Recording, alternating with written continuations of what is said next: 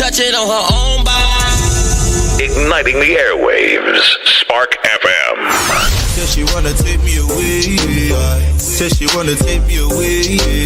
Said she wanna show me the way. Join us on Facebook and Instagram at sparkfmonline.com. Turn us up. Daddy now learn, take the loving and breathe. Spark FM.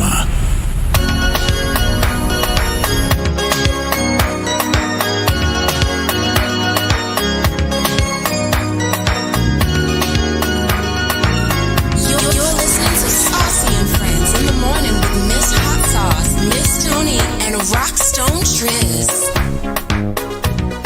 Cha cha cha cha cha cha da da ba cha cha pa pa da da. This is my song. I was wanna I wanna move I wanna push my hip hip out like yeah, see. Yep. Good morning, everybody. Good morning, good morning, good morning. Saucy and Friends in the morning here on Spark FM Online, #1 for urban and Caribbean music. We are in the building. We are officially here for the last 2 weeks of April. What is this? Is this the last week of April? 2 weeks, you right?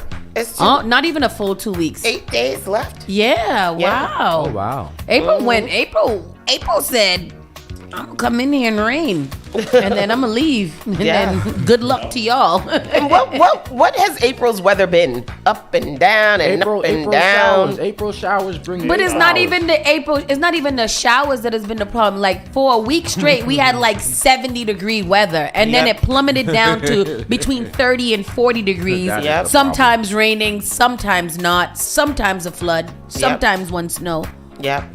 What are we doing here? Yeah, It was a little slow sleet, hail, everything happened this month. Winds, thunderstorms, rains, Yep. like Flooding. It's been a mess. Yeah. It's been an absolute mess, but we're almost out of it, and today is Monday, so it's a new week to do new great things and have some great fun.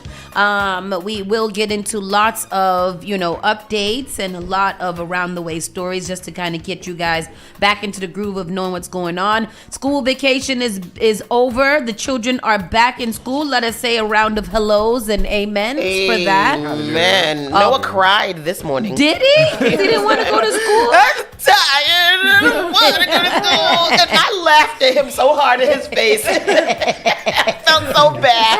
Well, in his respect, it was a late night for him. It was a late night for him. And he had a fever last night. Oh, but he still had to go to school. But you got to go. Your fever's done. Go to school. I woke up, yesterday CK woke up at 6:30 in the morning, bright-eyed and bushy-tailed, ready to watch TV. This morning, I had to physically remove him from the bed because it was like, I'm so sleepy. Yeah. Well, maybe you should have went to bed on time because I sent you up on time. So I'm not sure what happened. I set you up for greatness. I set you up for success, and you chose not to be successful. Therefore, that's not my fault.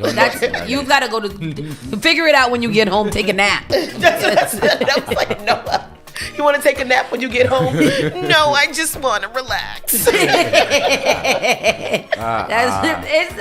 Just a relax is crazy. It is. He said, I just want to relax. What you know about little boy? Because what did you do that you weren't relaxing? You went to Mima's house and you sat in the couch. And My you boy watched had a whatever. rough day yesterday. He started soccer yesterday. Oh, yes. And his first soccer game. He was out there playing, okay? My boy was playing.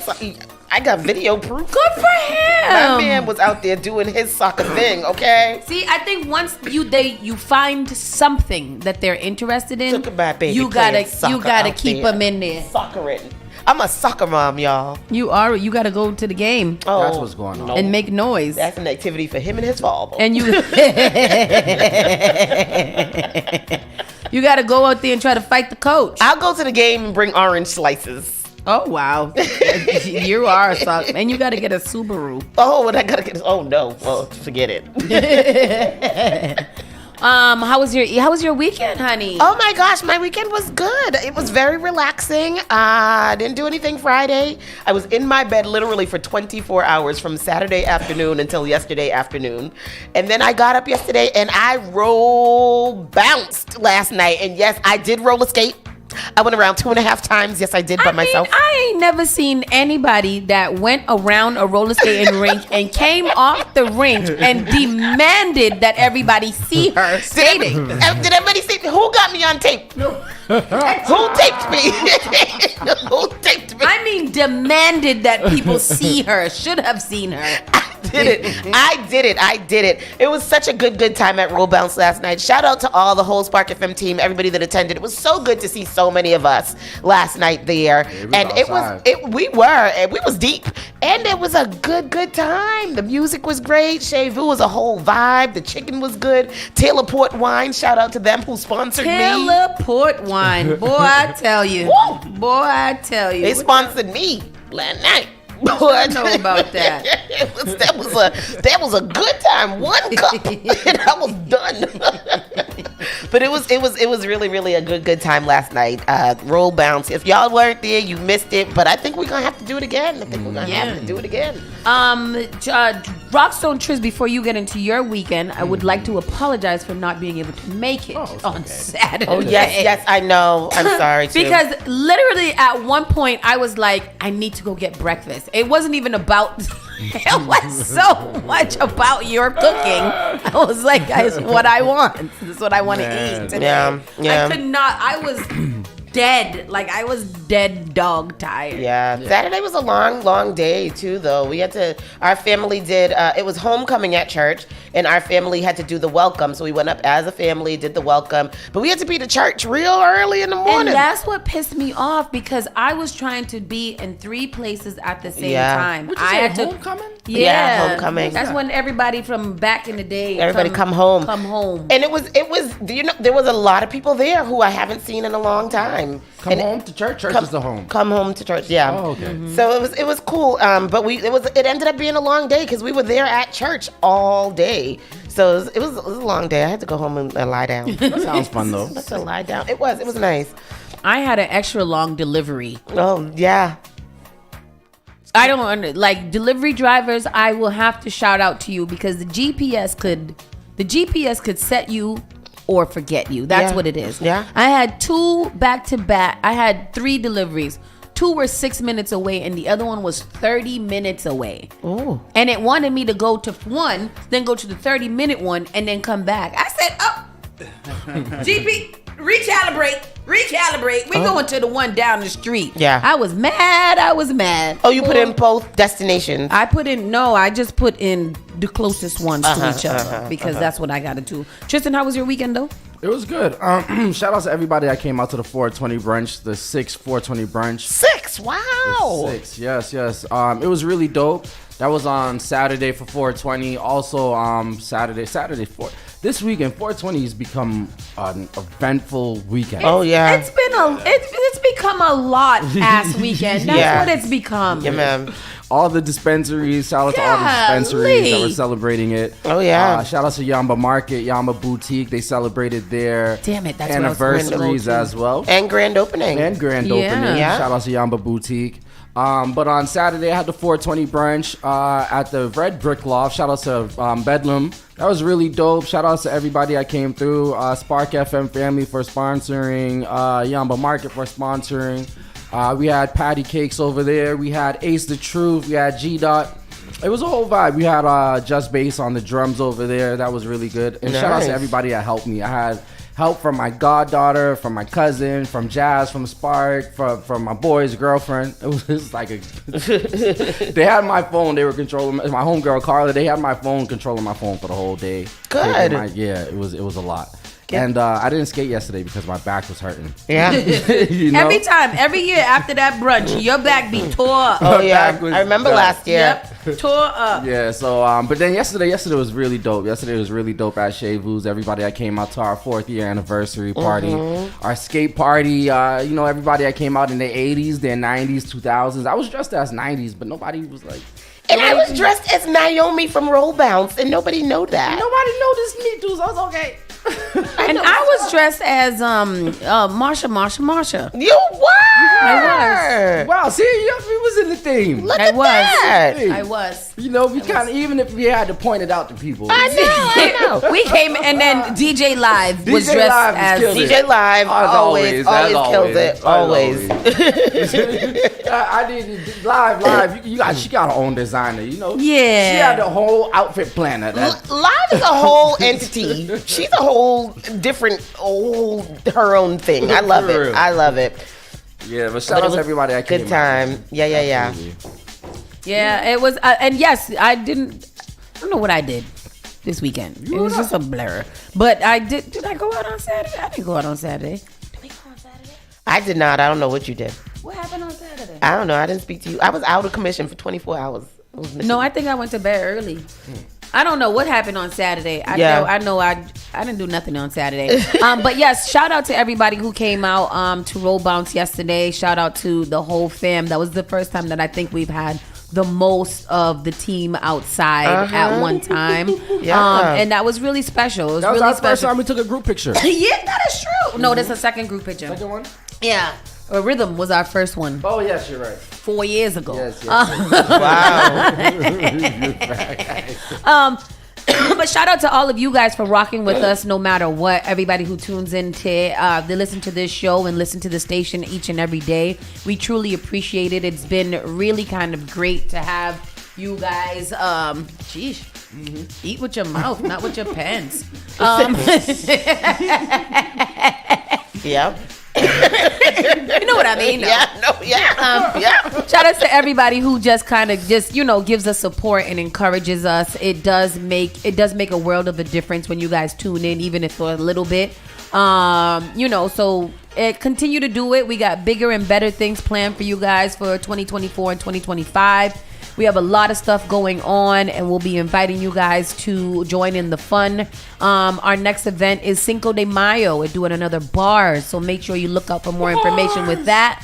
And that one's going to be a fun one. We crawling, people. We crawling. Bars.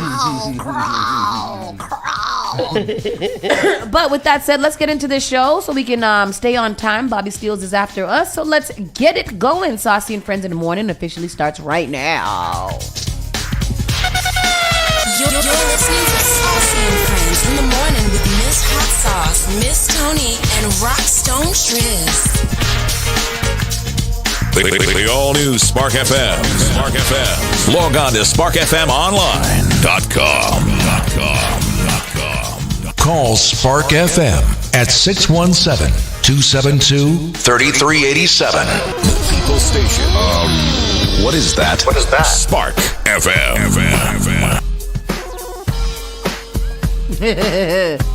Everybody, it is time. Before we start, though, we got to check in. Hi, Powell. Welcome back. Hi, Stefan. How you doing? Good. Make sure that I acknowledge you two wonderful people sitting in here. It's time for Around the Way News. So let's see what we have going on. A Massachusetts gang member who, before we get into that, today is Monday. It is 4/22, so you can still smoke. Because as long as it says 420 something, yes, it's still 420. Scattered frost possible. Frost? Scattered. What is scattered frost? I don't want it. Keep it. I don't want what it. does that mean? High in the 58s. How the hell are we having scattered frost but high in 58? This is Jesus, the rapture. Winds in the northwest at 10 to 15 miles per hour, and y'all should be scared. I am. Y'all should be scared. This is called global warming. And this is what the people be pasting themselves onto the street corners for in protest, because we're not paying attention to global warming, or warning, whatever it is you want to call it. But it is dangerous, and y'all got to start recycling y'all water bottles. And that's the only way we're going to stop this. And start composting your old waste. And start taking the tea. Oh, hell no. I love the earth, but not that much. A Massachusetts gang member who posed on Snapchat with gun sentenced to prison.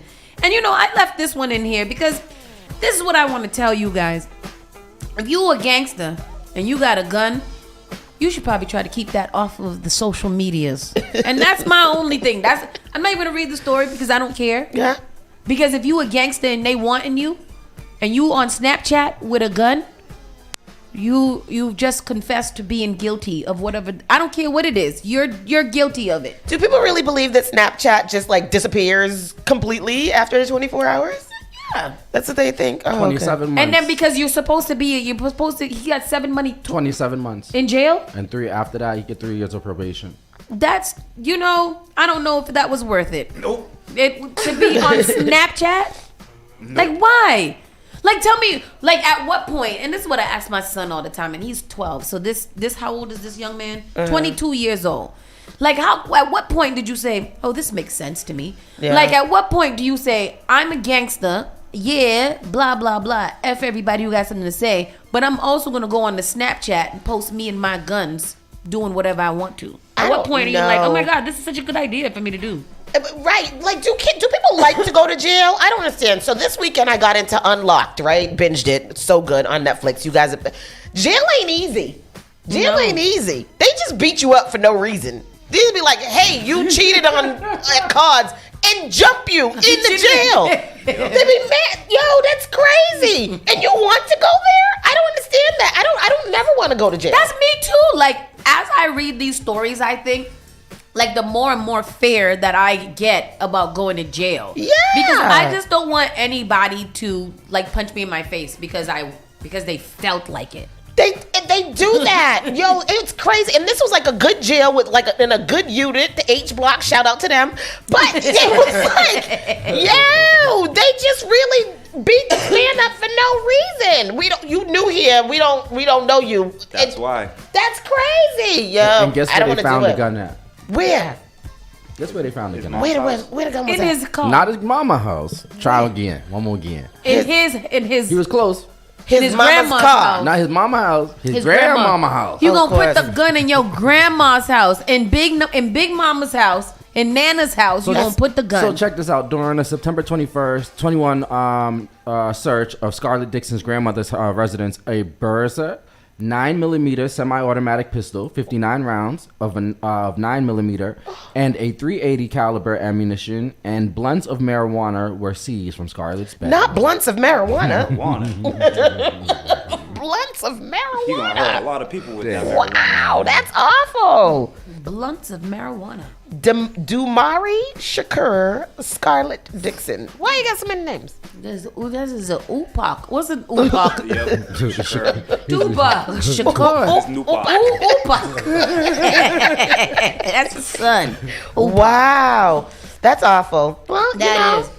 Boston police behaving badly. Boston police failed to arrest serial rapists for years despite DNA evidence. It started off like countless other Uber rides in downtown Boston. A group of friends piled into a car after hanging out at a bar. Then they started arguing. Most of the friends got out at their hotel, and the man offered to drive the remaining rider around to collect herself.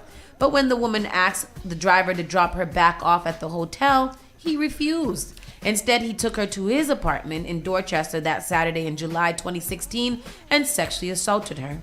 A DNA test identified the suspect as Alvin Campbell Jr., a burly 43-year-old man with a long criminal history and a prominent relative.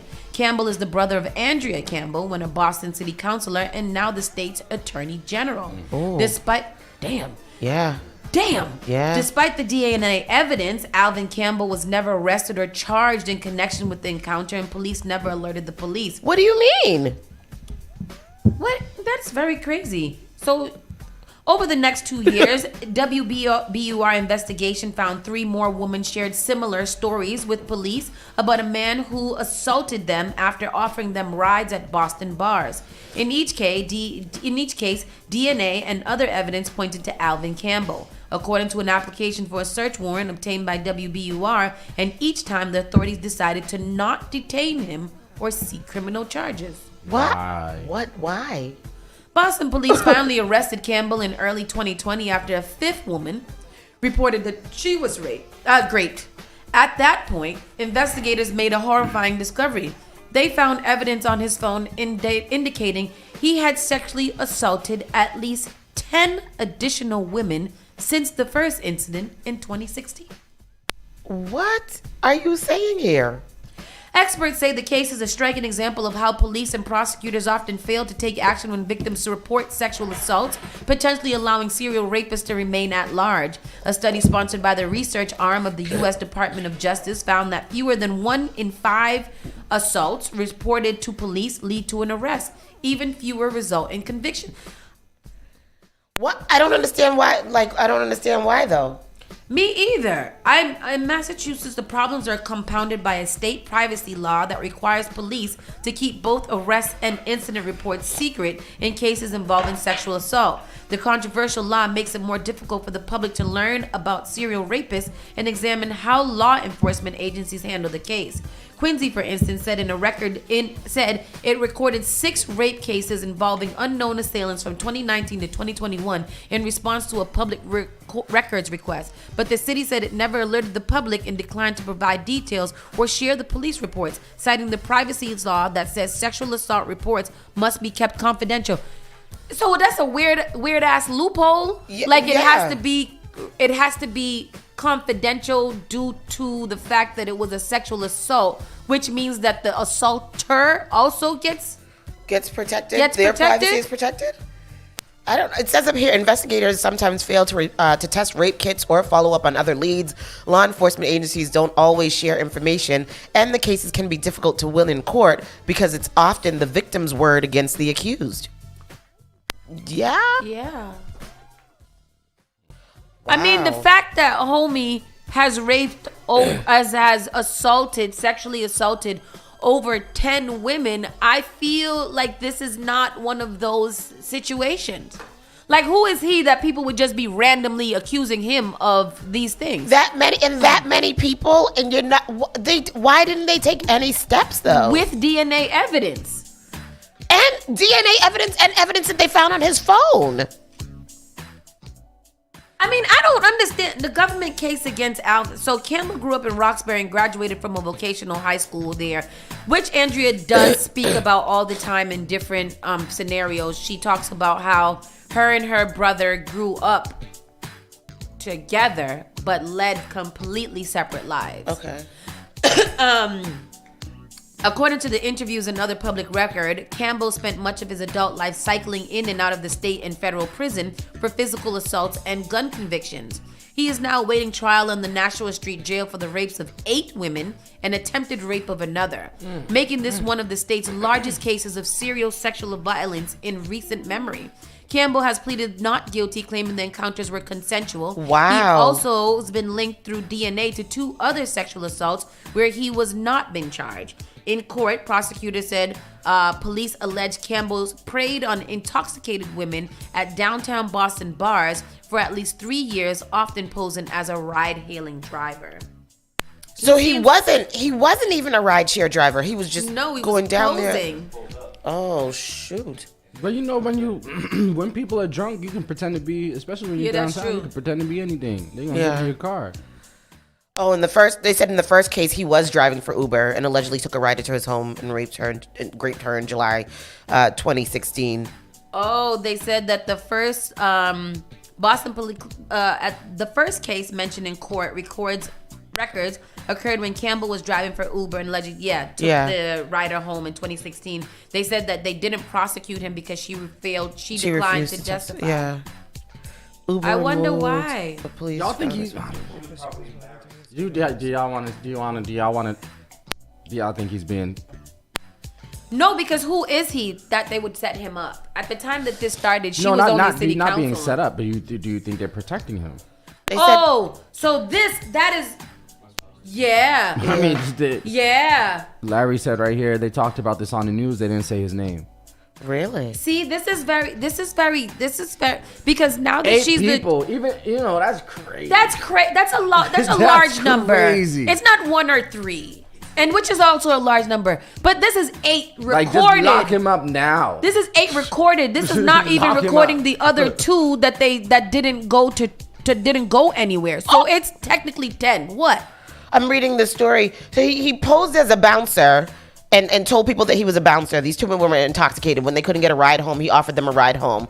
It's two women that live together. One roommate woke up in the apartment late in that night to find him naked on top of her. She told police she pushed him out of the room and locked the door. The other roommate recalled then waking up to him penetrating her, according to the search warrant. She told police her body felt like Jell-O, and just in the first case, DNA evidence pointed to him in those two cases. Wait, go back. Two roommates. He went on top of one of them. She kicked him out of her room and locked the door and left him to roam in the house. Yeah. Oh, and then he decided, the other roommate, she didn't scream, didn't cry, didn't say, oh my God, get out of my house. You let him out silently. I'm not victim blaming at all. I'm just trying to figure out. Then he went into the other roommate's room and did her up too. And then he nicely left. He said this time both victims agreed to testify before a grand jury, but prosecutors withdrew the case before jurors could decide whether to issue an indictment. Privately, the prosecutor said they doubted they could prove that Campbell assaulted the second roommate while she was sleeping because the women were drunk and had incomplete memories of what happened. Oh, that's terrible. Oh, the justice system is a trash bag. This is awful. So they let this man literally sexually assault multiple women on purpose at this point, because the police department should be held in contempt. It said even by her own account, she's not sure whether she actually said no. It would be nearly impossible to prove lack of consent due to her incapacitation because she has some memory of what happened. They said but people argued, if you're too incapacitated to give consent, then you cannot give consent. Exactly. That's how I feel too. Crazy. Like if you're too drunk that you don't even remember what's going on, but you remember waking up to a man that you don't know on top of you. I can maybe see if it's her boyfriend and they was like, oh no. But this is the bouncer at a club in my house that I'm claiming that raped me. The causes are probable. Ooh, he wasn't really a bouncer there. He was just pretending to be one. Oh. Yeah, it's awful. This story is extremely long. It's on WBUR.org. You can go ahead and look at that. Boston Alvin Campbell rape case police. And go ahead and read all of the misconstruings that has happened in this case. It's ridiculous and awful. Wait, hold on. There's a timeline down here. There's a lot of information here. I just read something about the 11th woman. What? 9th, 11th. What? Yeah, 11th woman was in December of 2019. He got arrested in January of 2020. March, he was indicted. July, he is charged with 6 more alleged rapes and 1 attempted rape. No. That's enough. That's enough. Like, I'm not reading the story. If the police don't arrest him, I'm going to have to find him and arrest him because we're going to have to do a citizen's arrest. Call the brigade. You're not going to be able to arrest his big old self. Well, I'm not going to go by myself. I'm going to go with a bunch of people because we've got to tie. He's 6'3". Everybody going. We all outside with you. Either the police, is he in jail now? He's being held at Nashua Street right now. Oh, just hell. They're going to let him out so that he can maybe do 15 more and then they'll lock him down. That's nasty work. Nashua Street just got to find out what he did. This article needs to make its way down. Yeah. It's down Nashua Street. Period. That's it. He got a set of hips on him, boy, I tell you. If he have fun, they're going to have a lot of fun doing that same thing to him over there. And I don't like to wish that on nobody, but sometimes you got to get what you give because... This is awful. Wow. Wow. 5 was arrested and charged with drug trafficking in Boston. They had quite a cocktail of a multitude of things. There was 5 arrested from Boston, Dorchester, and Roxbury. They had officers recovered 459 plastic bags of Tony's favorite. Cocaine? Crack cocaine. Oh my God. 412 plastic bags of my favorite, fentanyl. About $7,977 in U.S. currency. Multiple plastic bags, gloves, masks, cutting agents, and drug paraphernalia. Oh my. They was selling it out. They were selling crack. Whip it. Crack cocaine. Jesus Lord, they had a lot. I mean, what is the street value of what they had possessed? Because what did they do? What did they do with the drugs after they confiscated?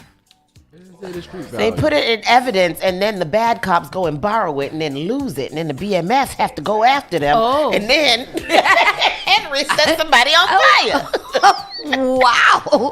That's what happens. But the names sound like the Fernandez brothers. Don't you say my friend's name.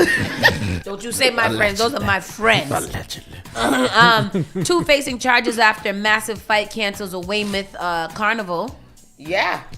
What they was fighting for? It's a carnival. It's just pizza and hot grizzlies.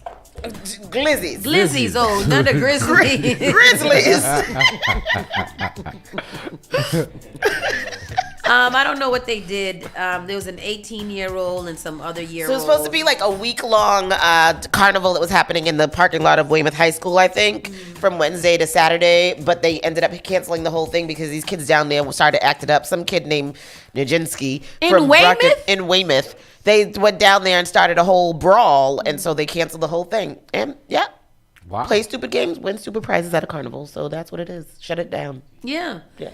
In Weymouth? In Weymouth. Weymouth. What y'all doing that for in Weymouth? Don't they got some, extracurricular activities that they can do in Weymouth? Like the crochet class. This was probably a really nice thing that they had planned there, and that's what happened. I have the story here. I'm just waiting for Let's because I often don't wonder what kids' problem is. West Side Story. Yeah, I want to go to America. I want to go to America. Ooh, that looked like The Circle, which I started yesterday, too. Mary Marcos has the details on the story. Well, after a chaotic night here in Weymouth, police say 2 people are being charged and the carnival has been canceled for the rest of the weekend. Wow. Witnesses capturing the moments after they say a massive fight broke out, prompting people to run away in fear. Weymouth police say 2 people are being charged. One man was arrested, taken into custody, and has posted bail. The other person is under 18, so he was not taken to the station. It's not clear if anyone was injured. Around a dozen cruisers, a fire truck, and an ambulance could be seen responding to the incident at the Weymouth Spring Carnival, which is being held at the high school. Fiesta shows, the company running the family-friendly event, posting on Facebook that they were, quote, deeply disappointed by what they are calling crowd control issues. Here's what one man who operates the mechanical bull here had to say. I was all excited. I think things were going great. We was having a good time, and then the next thing we know, there's chaos out of nowhere. So it's not common in Weymouth at all. Now we have reached out to the Weymouth mayor, the superintendent, and other city officials. We'll keep you updated as soon as we learn any new information. In Weymouth, Mary. Damn. That's terrible. Can't even go to the car. Yeah. I mean, those things do have high stress zones. Just waiting in line, gets you a little pissed off. Yeah. Ugh. Terrible, man. Dozens of calls. So this was a hilarious story that I would have never thunk it. Dozens called 911 reporting vehicles drag racing, doing donuts in Back Bay early Sunday morning. The Back Bayans was pissed the hell off because they're like, what the hell is this? Yeah. What the hell is this? Not Back Bay. Not here.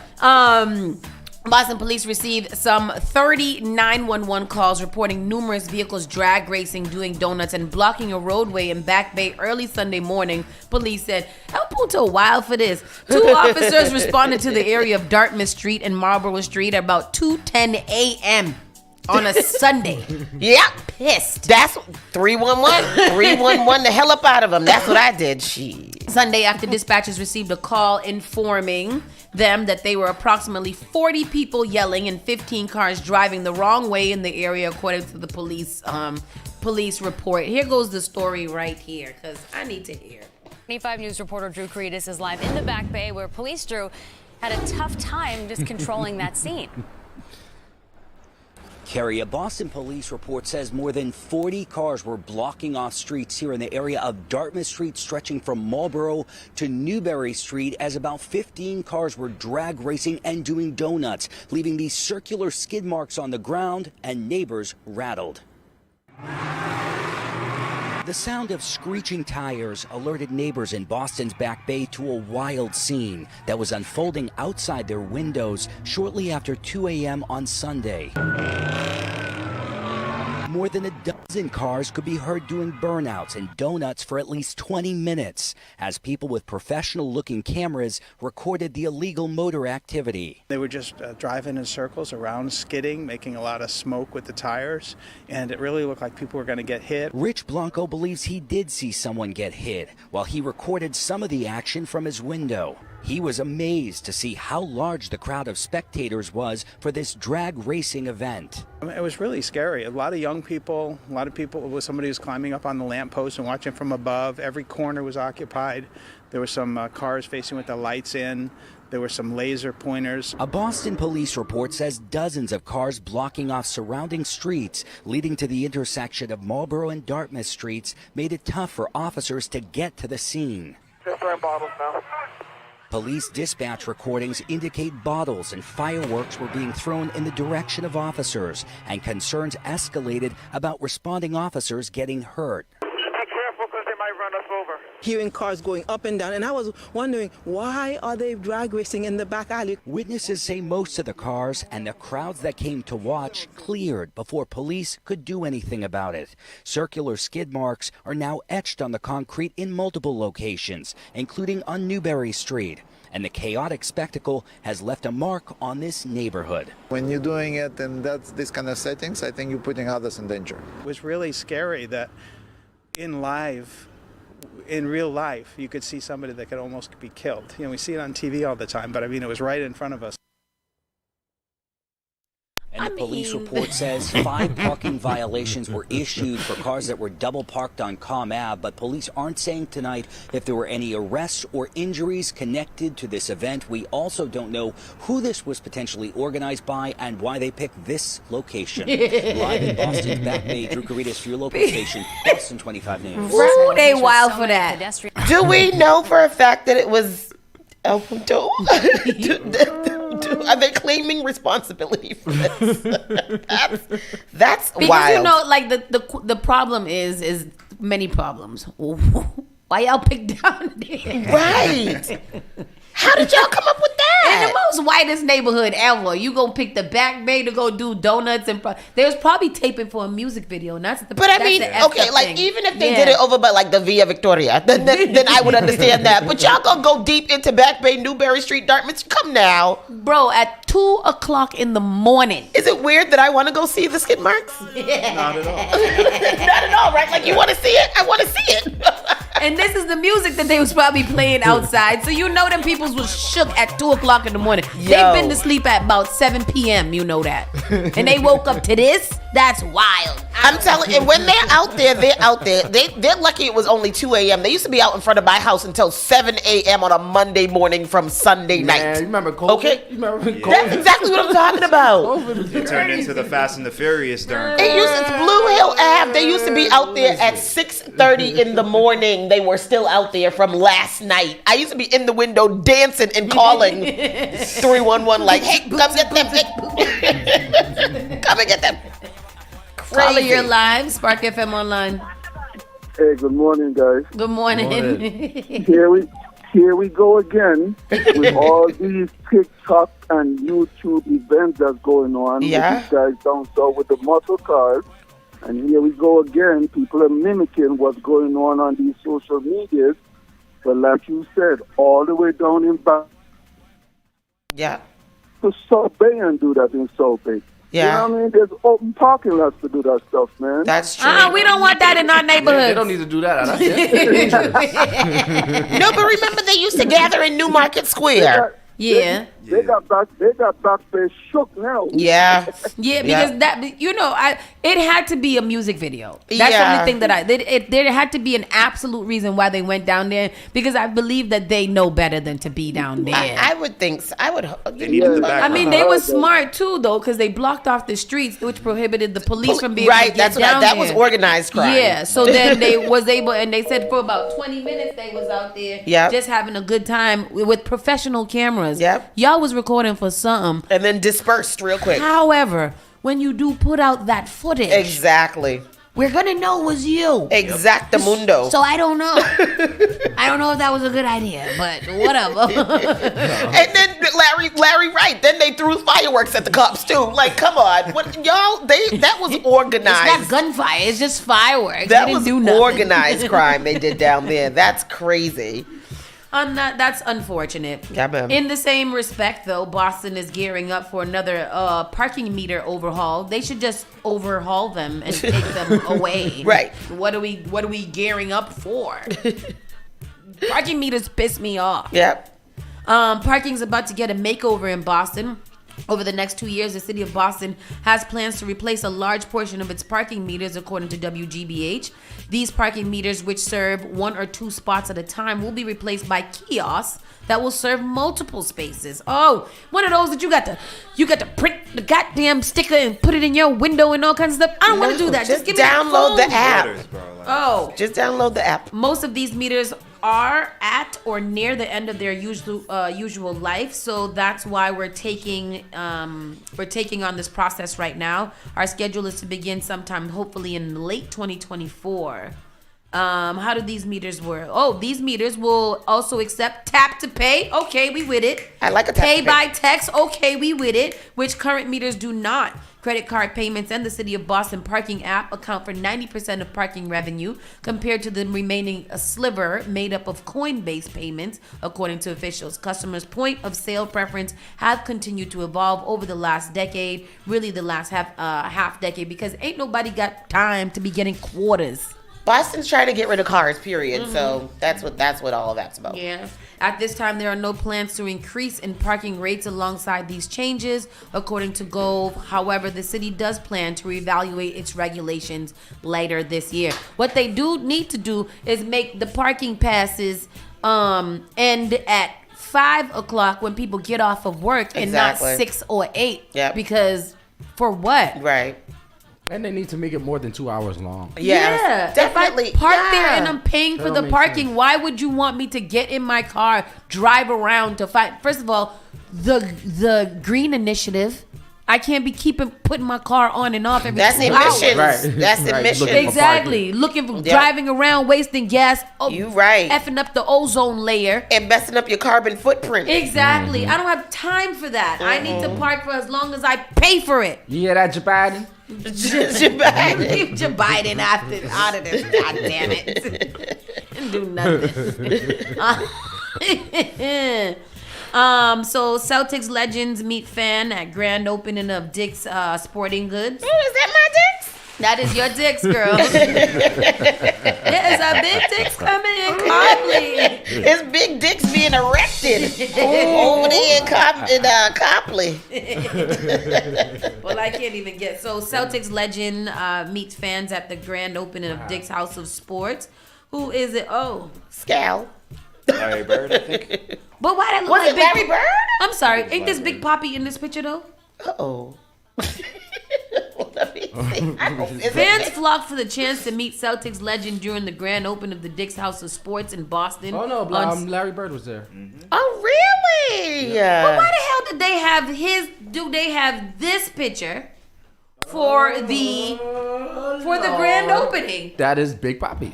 Oh, that's awful. Who's This is WHDH.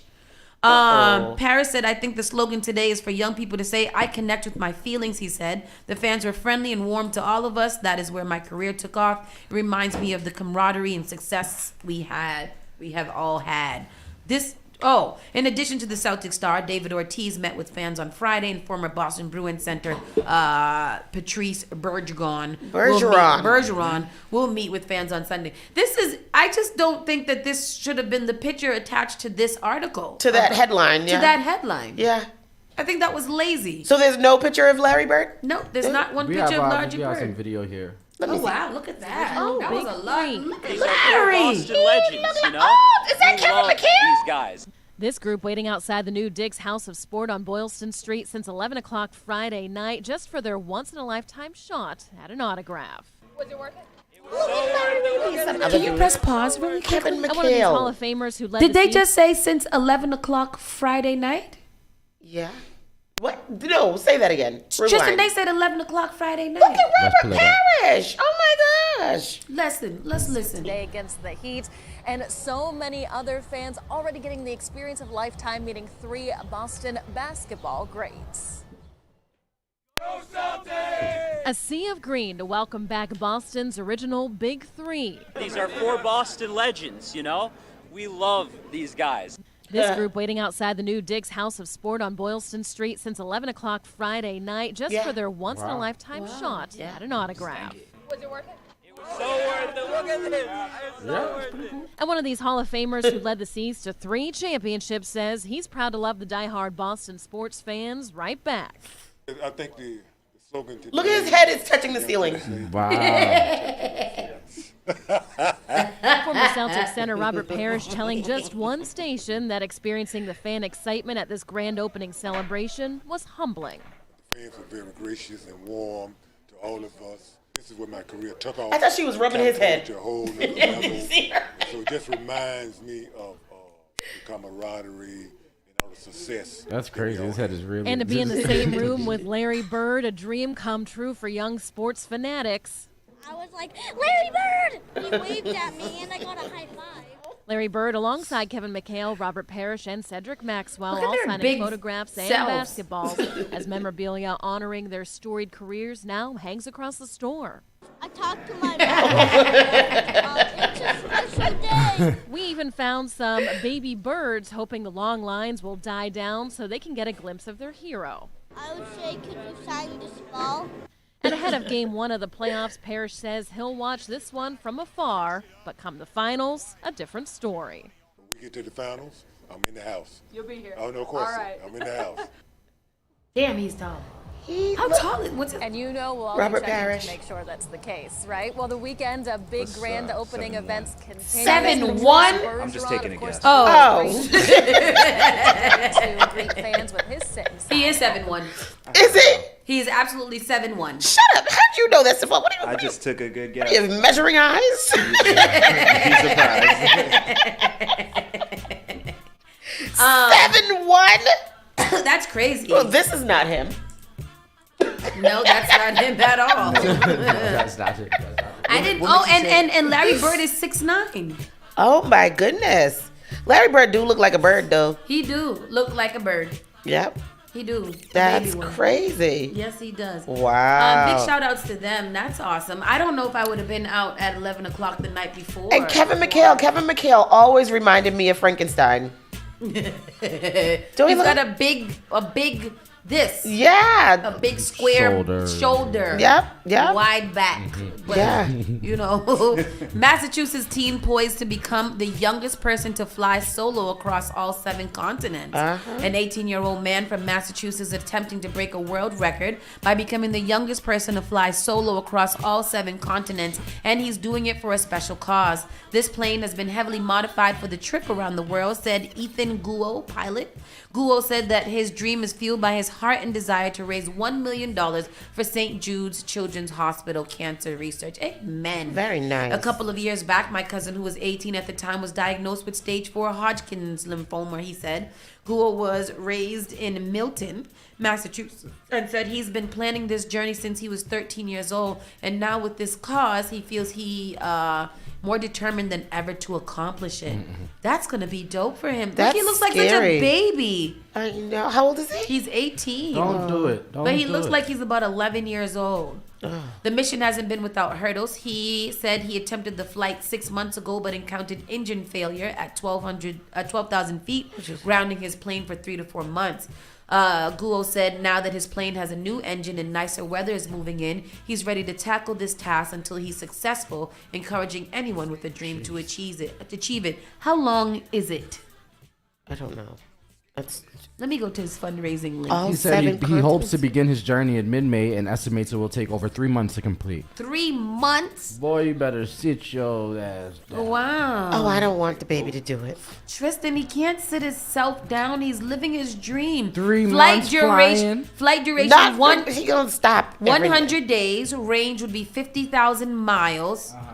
Continents 7, countries 32, and landing points 59 landing points. Oh, good. Okay. Yeah, so he can, he'll have some good rest in between. He'll Let me be show, able let to me show get the some people how things old done. this person. This baby. Yeah. Yo, 18 now? Yeah. Wow. Oh, That wow. is If you want to get determination. well, maybe we can have Ethan call us up. Yeah. He's already raised $10,000 of his $1 million. I'm pretty sure that this story is going to blow up more so anyhow. He's just a child, but good for him. I wonder if he's going to be traveling with someone like a... No, it's solo. Oh, solo. Oh, no, And I'm it's not never doing been that. done before. Dope. That's dope. Ain't that how Amelia Earhart disappeared? She tried to go from here, what she tried to She do? went to the Bermuda Triangle and got lost. I don't know if that's true either. I mean, Amelia Earhart, what she was doing? She was just flying. She was the No, first she woman to was- fly. She was flying from somewhere to somewhere, and this baby's trying to go to all She those was trying to- continents. I think she did from North America. Yeah. I don't know. So born and raised in Kansas, Earnhardt developed a passion for adventure at the young age, then began flying. Look, she was the first. She was attempting to become the first female to circumnavigate the world. See, that was, and that's the same thing he's doing, isn't it? And then she got lost in the triangle. She got lost in the triangle. Is this a confirmed story? No. They think she landed where's the place with the coconut crabs? Madagascar. Oh, no. No, I don't know. Wakanda. Yes, she probably will land in Wakanda because she ain't never been found, so probably. They said the coconut crab there, Madagascar. See, Madagascar. I know these things. Where are coconut crabs from? They said she got eaten by the coconut crabs. Yeah, they think the coconut crabs ate her. Yep. That's crazy. It didn't that she just nobody wants to just that she crashed and died. Oh, we yes, want Madagascar. Get the hell out of here. How did you know that? Because no, I am an historian. Oh no.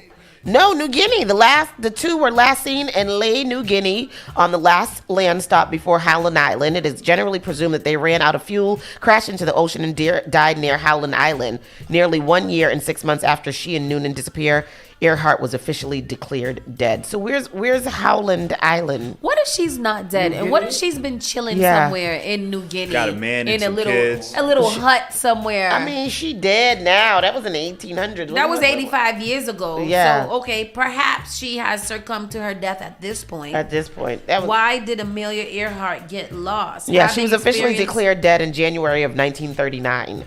Having experienced bad weather during the long 2,556 miles flight from Leah to Howland Island, Earnhardt and Noonan used up their supply of fuel and crash landed in the ocean. So where do we get the Bermuda Triangle story from? I don't know. I think just ships go in there and don't come back out. So that's what they figured happened to her? Uh-huh. Oh. Well, that's a little... Whenever anybody disappears, they say it's the Bermuda Triangle. Oh, okay. Because I thought that's Amelia Earhart during an attempt to fly around the world with her navigator, Fred Noonan. And how come we don't hear about Fred Noonan? Because he was not the important one. Yeah. I thought she was by herself. Me too. She was by herself too. Me too. That's never said so the Howland Island where she potentially last was known was referred to as the Bermuda Triangle. So they just assumed that. Why though? Because it's between Hawaii and Australia. Yeah, it is. I mean, I think that's a good place to get lost at. I feel like there's some pockets of cloudiness there. Anyhow, people, we're going to take a quick commercial break and we'll be right back in a few moments with our national and world news. Keep it locked right here, Spark FM Online. Let's start with the big question. The all-new Spark FM. Massachusetts Social Equity Program creates pathways into the cannabis industry for those most harmed by the war on drugs. The Cannabis Control Commission offers free education and tools to navigate the legal marketplace, including focused training and support on entrepreneurship, management, entry-level employment, and ancillary vendor support. To apply, visit masscannabiscontrol.com/equity. That's MASS cannabiscontrol.com/equity.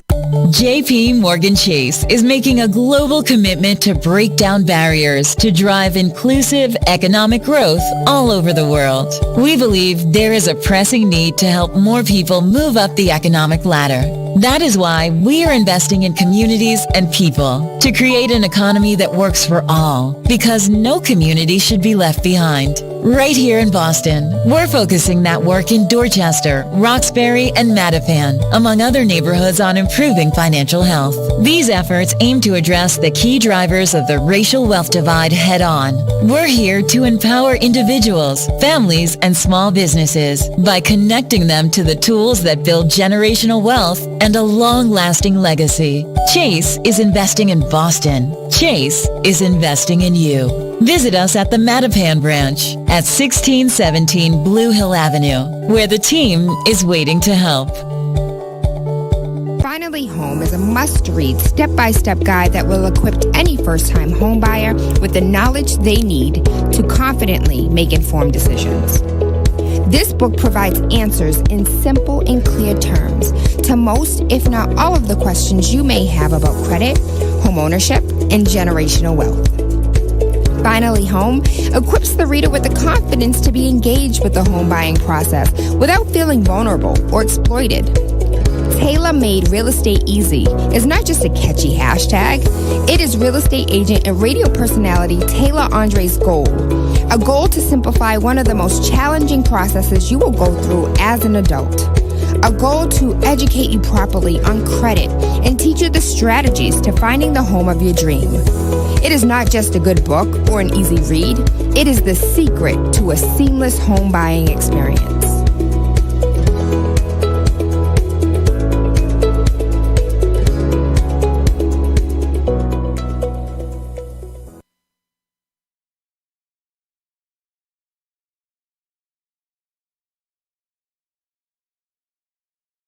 Hartford and surrounding areas, line up your whole entire team. Ahsoka Senators and King AB present CT Juve Weekend from June 7th to June 9th. Event number 1, the Welcome Party. It's all taking place at the Tropics from 9 p.m. to 2 a.m. It's an indoor and outdoor event located at 3229 Main Street in Hartford, Connecticut. We don't want to go home. Event number 2, Juve, Saturday morning from 10 a.m. to 3 p.m. It's the Festival of Color. Event number 3, Drum. Drink rum until morning from 9 p.m. till 2 a.m. It's all taking place at the 321 Hall. That's located at 3155 Main Street in Hartford, Connecticut. We drink till we come. We don't pay with it. Event number 4, Lot B. It's the morning after from 11 a.m. to 4 p.m. It's all taking place at the Garden, located at 183 Windsor Ave in Windsor, Connecticut. Get your tickets right now at ctjuve.frontlineticketing.com. It's CT Juve Weekend from June 7th to June 9th. It's all sponsored by Zilla 868 and Spark FM. Get your tickets now. Boston's new home for urban Caribbean music, Spark FM. Playing all your favorite hits. From reggae, soca,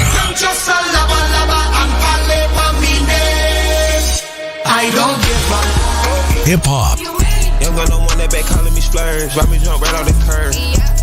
fly like a bird. Spin on the first and the third. R&B. I searched that 5 for you. I do that 3 more times again. I testify for you. I saw that Afro beats. When you see it, come give me that. Chop up on my body like Alimas. Make you feel like. And much more. Spark FM. Urban Caribbean music for Boston and around the world at sparkfmonline.com.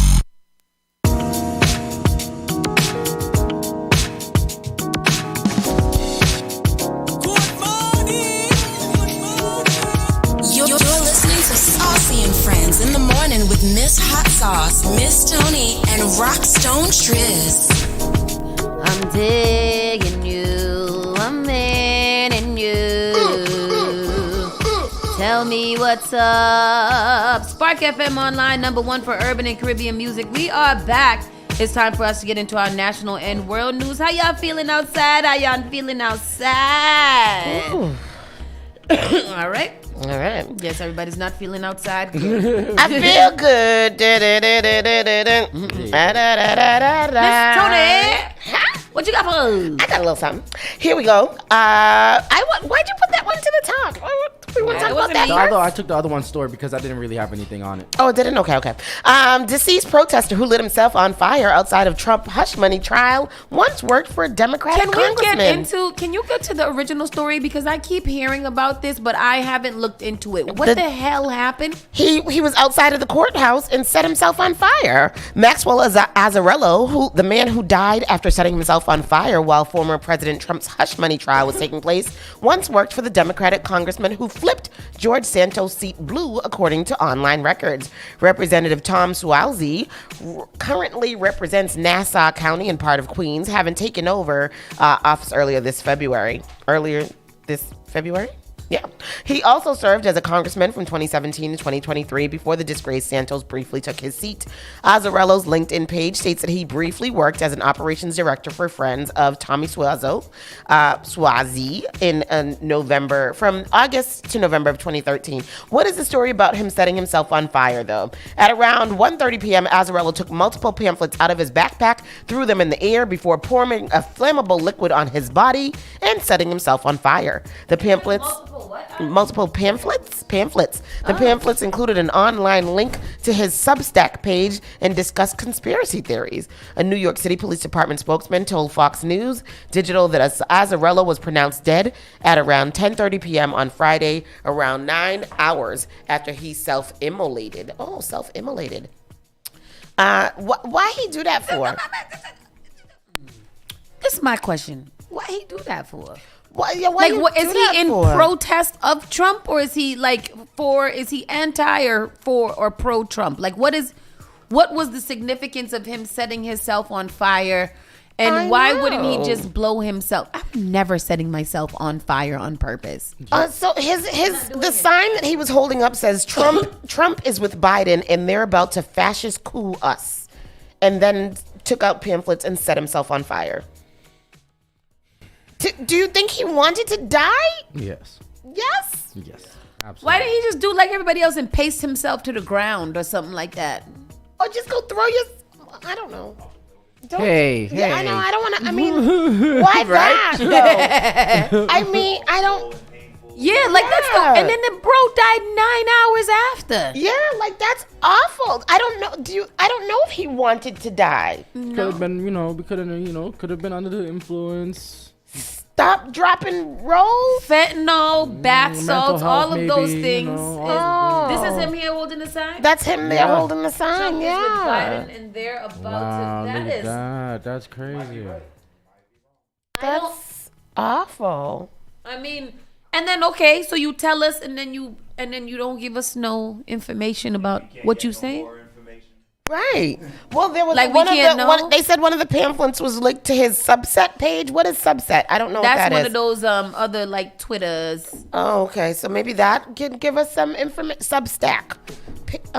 Discuss conspiracy theories. Oh my gosh, that's so awful. Maybe he was just suffering in life, and he needed to. And maybe the voices was telling him that the only way that he could be helped is with setting himself on fire, because I feel like that's what voices be telling people to do. I don't ever want to hear that. I think people can get deep in that conspiracy theory world too, and really start But to set yourself on fire? I don't know about that. I don't know a cause that I would have that I would cause myself physical pain in order to make a statement. Other than getting arrested for protesting, I think that's the extent of which I would go. Me too. A sit-in. Or glue your clothes to the ground. Not even my body, my clothing. Yeah. Things like that. I will never understand this type of mental. Me either. I couldn't be the suicide bomber. Don't pick me for that. That's a failed mission. It's not gonna happen. So things like that, I don't know. It's just so I feel badly for him because that's crazy. I agree with Pastor Troy. Like, I burned my finger the other day, and gallbladder. I was pissed at Spark Hill made me burn my hand this morning, and it hurts me really bad. So imagine him making you set yourself on fire. Exactly. And like, how long is this going to hurt? I hope it doesn't last 10 hours. That's awful. Awful. Papua New Guinea leader takes offense after Biden implies that his uncle was eaten by cannibals.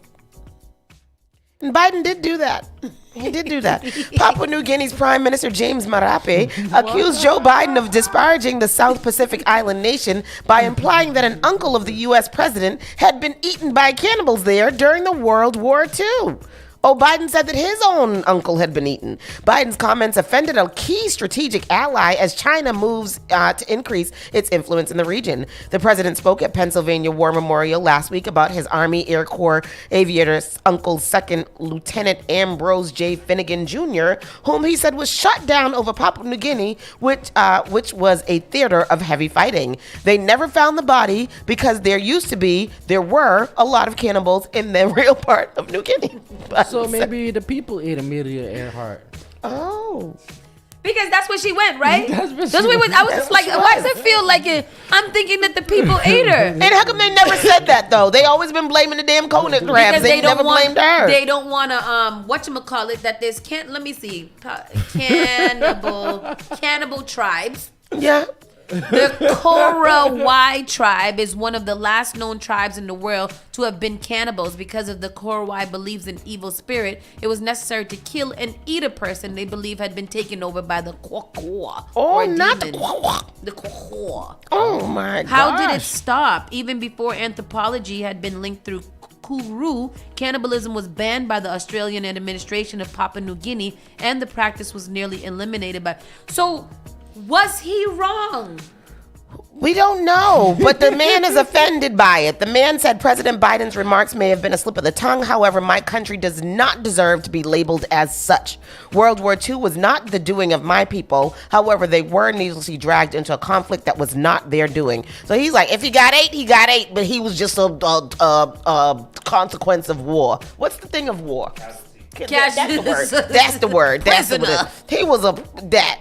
So that's what it's still. Biden, you got to watch what you say. You can't just be saying things like that. It's all the wrong things. You think he was wrong? Biden's account: Finnegan's plane was shot down. Was not supported by military records. Finnegan was a passenger on the Douglas H-20 Havoc transport plane that crashed into the ocean. That crashed into the ocean after both engines failed on May 14, 1944, according to a Pentagon report. One crew member survived, but no trace was found of the plane or 3 other people on board. So how they just gonna eat including Finnegan? So if they ate the 3 that died, then that's not bad. They let the other one that survived go. Yeah.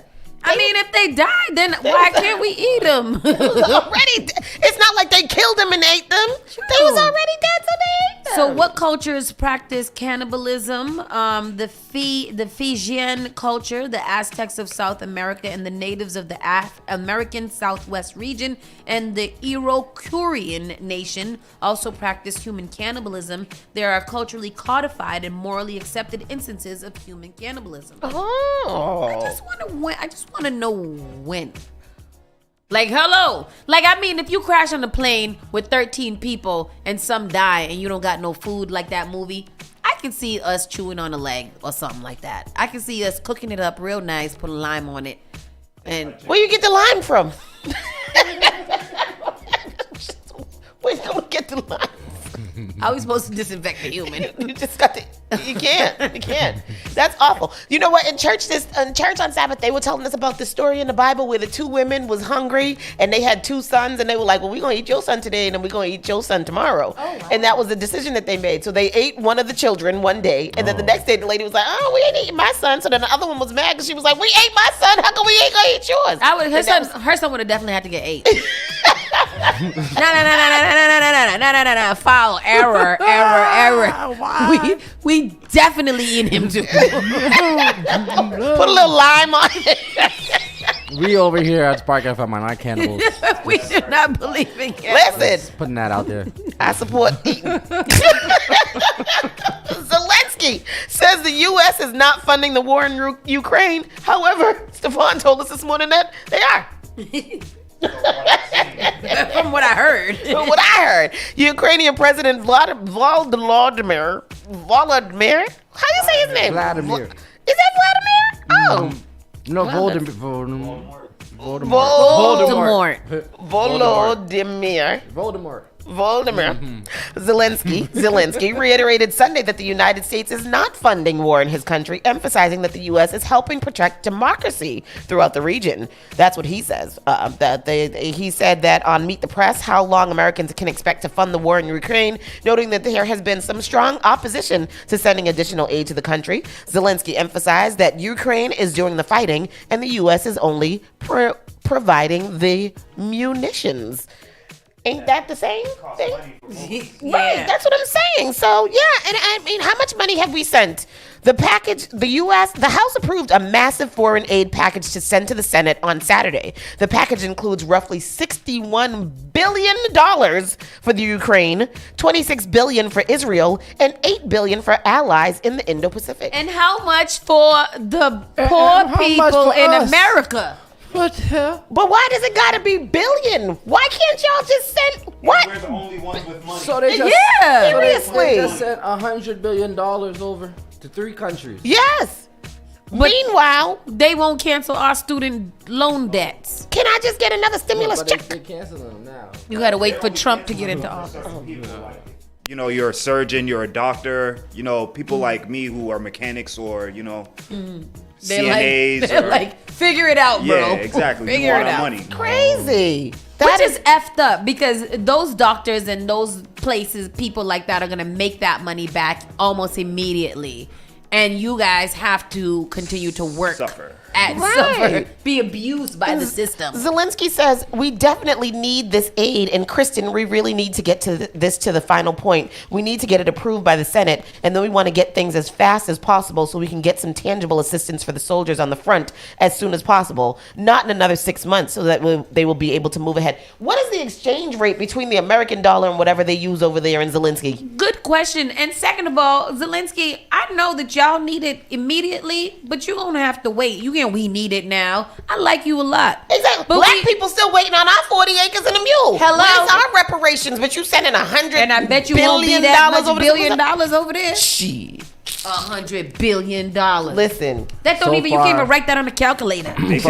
From January 24, 2022 to January 15, 2024, we have sent $75 billion. Billion. Billion. Yep. Say it one more time for the people in the back. I said billion. Billion. $1 billion. That is. How much has Europe sent? Say that. How much has Europe sent? How much has Canada sent? Europe. We sent them over $50,000 and told them to figure it out. That's what we got. Convert this to whatever. So $23 billion on weapons and equipment, $18 billion on security assistance, $26 billion on financial, humanitarian, $1.6 emergency food assistance, healthcare, refugee support, and other humanitarian services. Since the beginning of 2022, Canada has committed $4 billion in military assistance to Ukraine. Wow. We're at what? How many? 75. We're at some. Canada and that's is at 75 from January. We're in April now. Oh. $1 United States dollar is 39.79 Ukrainian hryvnia. 39. What is it? Hryvnia. It's yen. No, it's not yen. HRYVNIA. I would have to hate to say that every time. Like, you got 13 H-Vinawan. But let me get it. We've sent how much billion over there? They are times rolling this in the 39.79. Yeah. Yo, that's crazy. That's wild. That's nasty work. I'm about to move to Ukraine. Help them fight. They got the money over there. Seriously. Shoot, how much the military get? They tax-free money. I'm about to go right over to Ukraine. Y'all, I'll be back. Oh, Lord. Two dead, 6 injured after a shooting at a Memphis block party. That sounds about right. Yeah. Unfortunately, right? Yeah. Unfortunately, that sounds about right. Police said hundreds of people attended the block party. It leaves a shooting Saturday night at a block party in Memphis, Tennessee, left 2 people dead and 6 injured, and 1 victim remains in critical condition. The Memphis Police Department said officers responded to a call at 7:19 p.m. at the party. When they arrived, they found 5 victims with gunshot wounds on the scene. 3 were transported to the hospital in critical condition. It's a block party? Yes, only one of the 6 surviving victims remains in critical condition. The block party was located near Orange Mound Park. In an email, Williams said preliminary information indicates there was no permit obtained for the block party. Police originally reported 16 victims in total, but have since said that was an error and confirmed only 8 people were shot. According to the department's post on X, police said several victims were likely counted more than once. On Saturday night, the police chief said there were at least 2 shooters involved and that no suspects are in custody. Police are asking anyone for information or footage of the shooting to call Crime Stoppers. Memphis is what Chicago used to be. Remember, like a weekend in Chicago, we used to be hearing reports about like 500 people shot each weekend, 30 people shot after 500 shot or whatever. So Memphis is starting to, or has Memphis always been this Memphis crazy? has been bad. Yeah, Memphis has been crazy for a long time. I know. My friend's ex-boyfriend was killed in Memphis too, in some craziness. Oh, which is yeah. Yeah, it's crazy. Those like St. Louis, Memphis, Chicago. Those are like the top 3. Why? What's wrong? It's, a lot of black people, a lot of poverty and stuff like that. Disparity. Every time. Not disparity. It's disparity going on down there. A Tennessee teacher was arrested after bringing guns to a preschool and threatening to shoot her colleagues.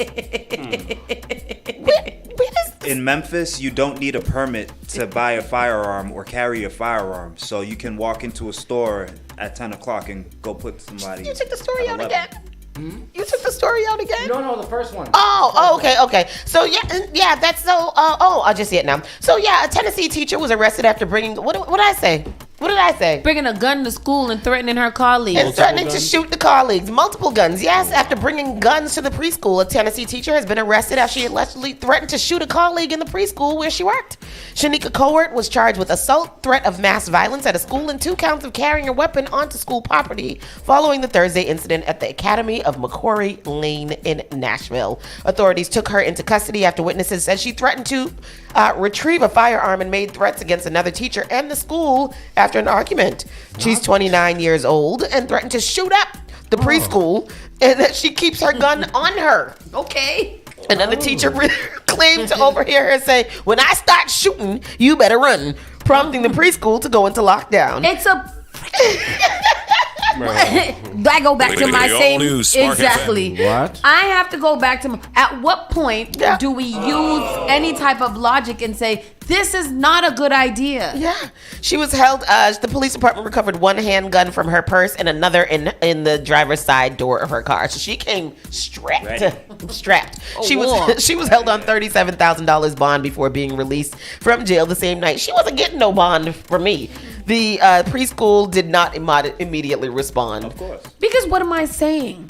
What am I responding to? She will be fired? She's a problem. But who's worse? Who's worse, her or this Michigan grandmother helped her granddaughter beat up another student in an elementary school bathroom? Somebody's grandmother.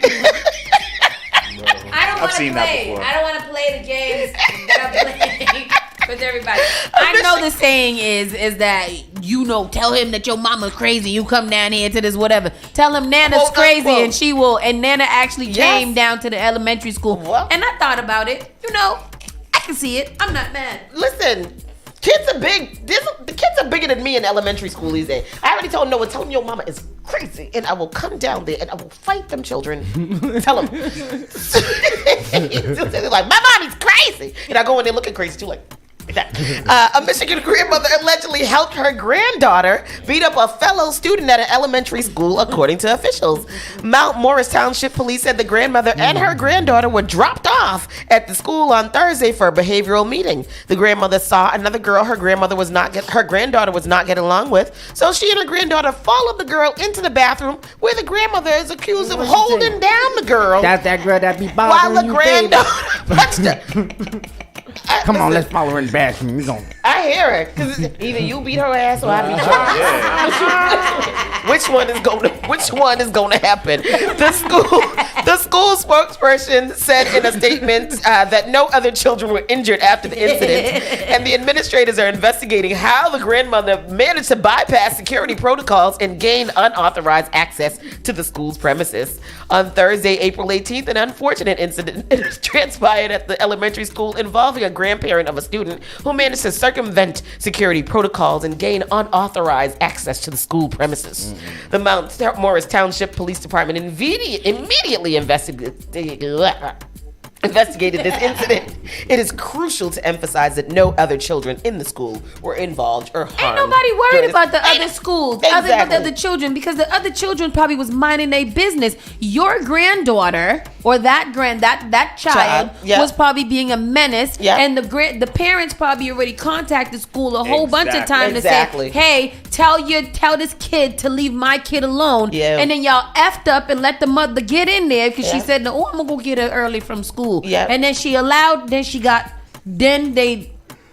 the business. Listen. I bet you one thing though. The child ain't gonna be messed with no more. I tell you that. I'm gonna. You know what happened last time my nana came here? Yep. All right. Oh, you want my nana to come back here again? All right. You ain't heard about me. All right. All right. Okay. And then this last story: multiple people stabbed on a boat party near the Brooklyn Pier. And can we go to the story, because this is wild. I was gonna ask you a question before that. Yeah. Have y'all parents, or have you guys ever seen anybody's parents intervene into a young or old? Like, have you ever seen that? I've never seen it personally. No. I've seen that. What was it like? On my Mecco bus back in the day. Not your Mecco bus. One of the parents came on the bus because the kids was harassing her daughter, and it came, that little tussle with this dude. She tussled with them? Wow. She just wanted to rough him up, give him a little shake. Shake him. And I get that. I get it. I want to say that I get that. CK experienced bullying in the beginning of the school year, and amounts of emails and stuff. And it was so funny because me and the teacher was setting up times for me to come in to stay and hang out with him at school anyways, to help him with the work. And around that time that the bullying started, I didn't feel right about going into the school. I was just like, I'm not gonna go through with it right now because I'm feeling emotional about this child. And if I do see something, I'm not gonna do nothing, but I'm gonna definitely set CK up for success. Get him now. Right. Go right now. The teacher's gone. I'm the only one in here. Go have it. But so I didn't go. And the thing too, and I understand where you're coming from, because CK and you are the same size, and his bully is bigger than him, which means that the bully is bigger than you. And I will fight a bully. So I understand what you're saying. Like, I wouldn't feel right either. But you want me to go? But that's what I told the principal. I said, next time I gotta write you guys an email, I'm gonna come hand deliver it to his classroom. Yeah. And I was like, I'm trying to remain, the non-angry black woman. Yeah, exactly. Yeah. I was like, I used all of my good professional black words and everything like that. But the last straw is like, if y'all don't do something about it, somebody gonna find out. And then I had to be like, I ain't even tell his daddy about it because his dad's a little bit less communicative than I am. And he's like, do I need to go down to school? No. Everything is good. Because he'll go in there. Less stable. He'll go in there and he'll turn up because he's a Trinidadian. Ignorant. Yeah. I'm trying to prevent the school from being on the news. Yes. See, so help me out. I'm telling you, this bullying thing is crazy. It's crazy. You gotta go to the school and then go see the parents. Yeah. Let's have a conversation. Back to this thing. What's going on here? Schneider says that one of my boys I grew up with went to a school in Worcester. Because some dude was messing with his daughter, he brought a gun and is now locked up. Well, he shouldn't have brought a gun. He shouldn't have brought a gun. He should have brought his fist. Yeah. That's fisticuffs. Exactly. That you don't go down. You don't threaten children with a gun. Not the elementary school. Come now. You got to. You got to set him up for success. He didn't do that. No, he didn't do that That right. guy's tapped. And then this is the story that I alluded to previously. Multiple people stabbed at party boat near Brooklyn Pier. This was virus yesterday. Not even viral. Which is crazy because boats don't even be having fights on them. Man, police responded to the dock around 5:30 p.m. on Saturday for reports of multiple people being stabbed. Several people were hospitalized Saturday evening for varying injuries sustained on a boat aboard a party boat near a busy Brooklyn pier. Law enforcement said the incident unfolded around 5:30 p.m. when emergency aid first reported that sounded to be a stabbing at the Brooklyn Army Terminal. This afternoon. You can probably see in the distance out there, the boat is docked tonight. Hundreds of people were evacuated. Tonight, a massive emergency response at Brooklyn Army Terminal. The Coast Guard assisting NYPD. A line of ambulances on scene. A detective searching for clues. Stampede, everybody shoving, that's dangerous. So it was chaotic in there? It was very chaotic. A party on board the Cornucopia Majesty turning violent. 2 men stabbed. Another man hit in the head with a bottle. It just broke out once we were trying to leave. Hundreds of people in a panic to get out as the ship docked, including this woman who did not want her face shown. And I was just trying to get off, and then they were starting to fight, and then the security guard was trying to break them up, and then next thing you know, we were at a standstill. An argument on the party yacht escalated, according to police. One man stabbed multiple times in the chest and abdomen. The other man stabbed in the lung. Unclear what was said prior to the brawl.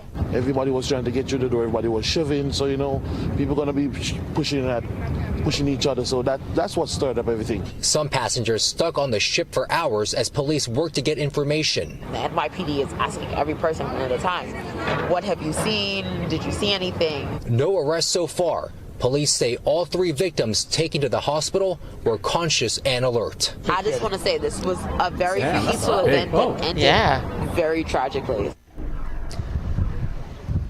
Police say one of the stabbing victims is 32 years old. The other is 40 years old. Alcohol consumption part of the ongoing police investigation. Right now, it's unclear if weapons were recovered from the boat. We're live in Sunset Park. Chris Jose, News 4 New York. That's what, sir, from what we know here in Boston, they do an extensive, do they search? Oh, yeah. Absolutely. Oh, yeah. Oh, because they even take your weed sometimes. They search up under your boobs, everything. So this is from reports that we're hearing and from the comment section, because that's where we got to go to for the real news. Everybody was saying that the stabbings did not happen on the boat. These are eyewitnesses. Even one of our own was on this boat. They said that the person did get hit in the head with the bottle on the boat. And then when that happened and the fight broke out, then they had just redocked, I think, and the people were coming off, and as they were coming off, they think that somebody went and recovered their knife or whatever and then came back and stabbed up people then. You got to be very Damn,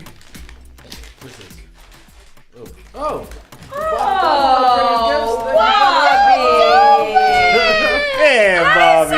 Sweet. Bobby. What about me? Happy anniversary. Thank you, Bobby. That is awesome. This is why he's married, you say. Do they got any more where you came from? Exactly. Who's your friends and your pals? Oh, gosh. That is so sweet. Thank you, Bobby. Awesome. My goodness. You got to, boy, sure. There's people here at the Spark FM and some good people. Man, we got some good people here. That is sweetness. We do. Caller, you're live. Don't y'all dare fall for that. Absolutely not. What? Absolutely not. Don't fall for that. Don't fall for that. Don't fall for what? Don't fall for that. But you called here not saying nothing. and goodbye. Talking loud and ain't saying nothing. That is beautiful and sweet. So cute. Happy anniversary. That is so cute. Oh my goodness. I am. Nah. Thank Duce's you. nice. Duce's nice. Very nice. Yes, so this is really, really unfortunate. It was a Caribbean party. We're familiar with the promoters of this party. A lot of people were in support of this person, the promoters, and saying, like, this is not their type of event at all, and it's not. This is not what we anybody. do. It's not any promoter's type of event, and I can speak to that on behalf of Boston and New that's York. What I'm saying. This is not a Caribbean thing that happens. Like we don't behave like that. We go out to drink water, or whatever, and mind our business and have a good time. What this did yesterday is I had a conversation with my group chat, and we were saying, we've been seeing the violence a lot be a little more frequently. I guess you can say, with the younger crowd that's coming in, and we feel like our culture, the culture that we know, is kind of dying out. Like we're the last of the Mohicans when it comes to that. People to have an actual cultural respect. To having the culture, to really respecting the culture, And onto that, I feel like the younger generation, they attend these events and they want to be whatever, but they don't have any traditional values, I believe, where respect and fun is at the fore. Like, it's very instant gratification, very, I'm a pop off all the time on site. And I think that's, however, the people stabbed were 35 and 40. So, But that was the people stabbed. We don't know the age of the stabber. So, grown man. Unfortunate. Yeah. So, really, really sad and unfortunate. And I know that they did have another boat ride that happened on Sunday. Yeah. So that's good, because there was a lot of fear that, the boat ride culture would be canceled. And this event was like a daytime boat ride, and then there was supposed to be a nighttime one following that. And the nighttime one ended up being canceled. But So anyhow, we can roll into. Do you want to roll into entertainment news? Yeah, let's roll right in. Okay, so Rock and Roll Hall of Fame welcomes Ozzy Osbourne, Cher, Mary J. Blige, get out of here, and more. And Tribe Called Quest yesterday. Oh, that's awesome. Oh, good for them. Yeah, so it's interesting to me. Rock and roll falls under all genres. So because it's don't forget and roll. Don't forget, at the end of the day, black folks started did all of this. At the end of the day. Yep. Shout out to Ike Turner and what's his name, Muddy Waters. Those guys over there in Memphis. So it's whatever. But there's always been a fight. Like, why do we have to keep putting everybody inside the rock and roll? Why is there hip hop Hall of Fame? Hall of Fame. I'm not sure, but Ozzy Osbourne is just getting inducted. Just getting in. That's crazy. Here's Bobby. Ozzy Osbourne, Cher, Mary J. Blige, the Dave Matthews Band, Foreigner, Peter Frampton, who is a guitar hero and singer-songwriter, Kool and the Gang. Oh, wow. And Tribe Called Quest got inducted into the Hall of Fame yesterday. That's crazy. They're really slow on that. Yeah, so 4 of the 8 inductees in the performer category are first timers on the ballot. Cher, Foreign, Kool and the Gang, and Frampton. The Musical Influence Award will go to the pioneering American blues and R&B singer Big Mama Thornton, who first recorded Hound Dog. You ain't nothing but a hound dog. So that was first recorded by her, and then Elvis Presley recorded it after. And influential mid-century British blues guitarist Alexis Corner and George Mayo. So that happened yesterday. Good for them. That's really dope. This year's Musical Excellence Awards will also honor 2 recently deceased performers, beloved country rock singer Jimmy Buffett and pro-punk guitarist MC5 founder Wayne Kramer, along with R&B legend Dionne Warwick and the late Motown singer Norman Whitfield. So a lot of people yesterday were honored. Good for them. Yeah, that's awesome for the Rock and Roll Hall of Fame. Well, shout out to Angela. She said she had so much fun last night, but feeling it this morning. Oh, Angela. Oh, thank you for coming, Angela, and thank you for being such a good supporter of Spark FM. Glorilla wears a Glow Lillard jersey after Damian Lillard's Lillard and his wife have separated now, and Glorilla, you think she's really moving in like that? Yep. Is she? She moving like she is. Is she really moving in? Oh my God. Glorilla's not letting Damian Lillard's estranged wife get her down, turning a roast on its head by embracing a new nickname she gave her. The rapper posted a video to her IG story showing off her fresh new jersey, a yellow crop top-esque fit with red lettering on the back, reeling Glow Lillard with his number 0 below it. Hey, I like it. I like it. Men are always saying that women got to be more forward and say what they want, and say what they need, and she's about that life. Shoot, Yeah, I know you don't like her music. Yeah, but I love her energy. No, I mean, I Glorilla, she's not my favorite talent, but I like her as a person. Yeah, like, great. I think Yeah, she's she's a nice. good, she's a good feel-good person. Yeah. So did she break up him and his wife, or was that already? No, I think that was going. already in the works. So get it. Oh, listen, go girl. Listen, whatever. Shoot your shot. Sometimes it works. David Beckham is suing Mark Wahlberg. And Wahlburgers in South Bay is closed. Really? It's closed. That's news It's to me. closed. Yeah, it's closed. Really? It's closed. It's gone. What? It's gone? Closed? It's still there, but it's closed. It's not opening back. It's done. Really? Yeah. I wonder what they're gonna put there. I don't know. So I don't know. Chick-fil-A. Oh, because Dave's Hot Chicken is right there. Ew. So over the weekend we heard about the Chris Brown Quavo beef that apparently has been ongoing. Good, because I want to get into this. I want to hear it because I still haven't heard it. So Chris Brown apparently laid down a diss track against Quavo. I heard it was fire. You got lit by an R&B ninja. Why? All of that happened. Why is Chris Brown and over Saweetie? Some gal. Oh, no, I think it was Karuchi Tran. Women's in words. Some gal. So why are Chris Brown and Quavo beefing? This diss track is explained. Let's see. Chris Brown and Migos rapper Quavo have been at odds for several years and recently saw some fresh developments in the music scene. The beef between rap sensations Chris Brown, that's inaccurate, and Quavo, a member of the Migos, has become a hot topic once again after the former dropped his Weakest Link diss track over the weekend filled with some dicey shots. So where did Chris Brown and Quavo's beef start? So Chris Brown dated American socialite actress Karuchi Tran from November 2010 to March of 2015, including a break in the middle. During that time, the singer rekindled his relationship with Rihanna. Quavo and Tran have since been pictured together many times over the years, with rumors the two were dating going back as far as 2017. In April of 2017, the pair had been on multiple dates after starting out as just friends. According to an article, Brown felt betrayed that Quavo had started seeing his ex-girlfriend as the pair had both a business and personal relationship. The pair worked together on a number of songs, including Whippin', Just for Tonight, Leaning, and more, with Brown having seemingly helped promote the Migos' 2017 album, Culture, while Quavo was secretly dating his ex-girlfriend. Oh, it's getting juicy. Scandal. In a March interview with Billboard, March 27th interview, just before the beef began, Brown praised all the Migos as real friends and brothers before vowing to never hate on them. Just want to shout out y'all my real friends and brothers. I brought your album 3 times. I spent my money and ish. I'm proud of you ninjas. I will never hate on you ninjas. Interesting. Karuchi Tran took out a restraining order against Brown in February of 2017. So what happened? On Brown's Sound Freak, released on April 10th as part of his 11/11, he mentioned Quavo effing his old bitches.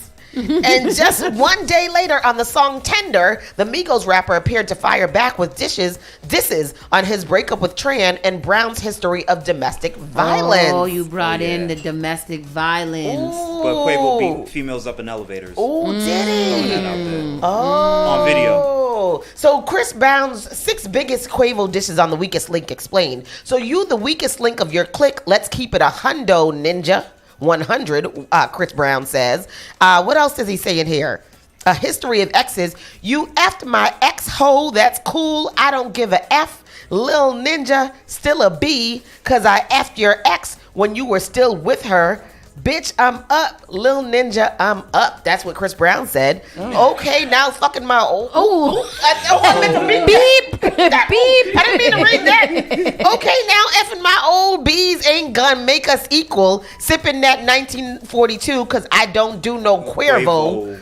Freak B... She like Casamigos, not the Migos. Oh. And then he involves Saweetie. He says, they say revenge is sweet, revenge is sweet. Now you think about that ish. Don't let that line go over your head. I might just sing about that ish. Crack, crack, crack. So that's where he's involved in Saweetie. Oh, he was like, I'm about to go and sleep with Sweetie. He said, I had her fiending about that D. There's something sweet about that ish. I got some T up out that B. I ain't gonna speak about that ish. Oh, so him and Sweetie was pillow talking, and he got some information. Oh, there's a lot. Stop talking about beating girls. You was beating bees in the elevator. We seen the tapes. That's devastating. That's You did that bee wrong, and now that bee gone. She posted with a thug. Call that bee phone. She won't come home. Don't beat her up. That's what Quavo must be the said? drugs. No, this is still Chris Brown. Oh, need to cross out your plug. Yeah. And then where's the part where he said you got something by an R&B? He said he went as far as to involve the death of Takeoff, the nephew of the Migos fellow Quavo. He said Takeoff was the best one. Rest in peace, Takeoff. He the only real one that got true respect. Crazy how when he died, everybody really wished it was you instead. Oh, damn. And that's just saying Takeoff didn't start the beef that got him killed. That's what they said. Yeah. Quavo that started the beef. That's what they said. It was Quavo's mouth that got Takeoff. But where is it that he said something? You just got something by an R&B ninja. I thought they said. I thought no, that was in the rap in the diss track. I don't know where it was, but anyhow, I'm gonna go listen to it today. I didn't listen to it, but anyhow, Sweetie weighed in on that and appears to respond to Chris Brown's Quavo diss track. And what did she say? What did he say? She about to go rewrite some words. What did she say? After likely hearing the track, Sweetie posted a picture on X of social media personality Tim Bay smirking while holding a blunt. Next to the photo, the 30-year-old rapper typed, "Let me go rewrite these nanny verses." The tweet can be seen. Nani. Nani. Excuse me. Sorry. Sorry. Oh, she nasty. So anyhow, that's what she said. So she responded to that. I mean, it was the thing all weekend. I woke up Sabbath morning to all the diss tracking. I said, well, this is the blessed Sabbath, and y'all want to act like this? God. Jill Scott goes off on fans after praising amazing Chris Brown. So Jill Scott was not happy with that. And what else is going on? Meek Mills was in a car crash? I didn't see that. Meek Mills. It sounds like looking for attention. Well, they said somebody said Diddy keeps trying to wipe Meek Mill out, and nobody is paying attention. This is like the third accident he's mentioned that makes people raise their eyebrows. I think that Meek Mills is on a spiral of some sort. Wow. I don't think that Diddy's trying to take him out. I think that Meek Mills is just a weirdo. Rob Kraft better get his boy. He better get his boy. Shoot. Well, I don't know what happened, but he said he was in a car crash that almost killed him. He releases a video of the aftermath of a car crash. Of course he did. Yeah, exactly. Of course he did. Always. Meek Mill is always for the limelight. Always. Meek Mill's interesting guy. Yeah, he isn't in that's funny because I like Meek Mill's music and I don't like Meek Mill. I think like it's the opposite with him and Glorilla. I only know one song and I still don't even know. I listen to all his albums. They are pretty hype. There was one that I listened to in your car that was like, do a split on it, something like that. Yeah, split on a D. That's like so catchy. That's the only part I know. That's the only song. The split on the D. Oh, Lord Father. With that said, people, I think that is all we have for today. Shout outs to all of you guys that tuned in for the show today. Bobby Steels is up next, so make sure you keep it locked right here to Spark FM Online. We will be back bright and early tomorrow to catch you guys up with some new news. Keep it locked, Spark FM. More news, more entertainment, more music coming up soon. Bye-bye. Mañana. You are enjoying the miracle of radio. Radio. New England's #1 urban Caribbean music. Radio.